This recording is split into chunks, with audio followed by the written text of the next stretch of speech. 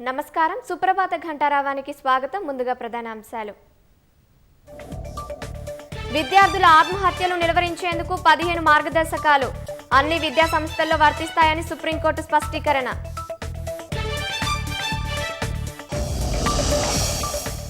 జౌళి రంగంలో పెట్టుబడులు పెట్టండి, తైవాన్ ప్రతినిధులకు మంత్రి శ్రీధర్ బాబు ఆహ్వానం.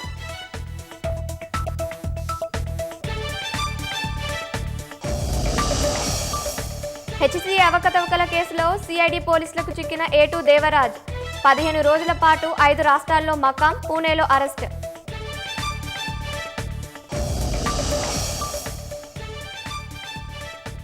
వరంగల్ విమానాశ్రయ నిర్మాణ పనుల్లో మరో ముందడుగు, భూసేకరణ కోసం 205 కోట్ల రూపాయల నిధుల విడుదల. గాజాలో ఆకలి చావులు అరికట్టేందుకు అనుమతించండి, అపరిమిత సాయం కోసం ఇజ్రాయెల్ను డిమాండ్ చేసిన బ్రిటన్, ఫ్రాన్స్, జర్మనీ.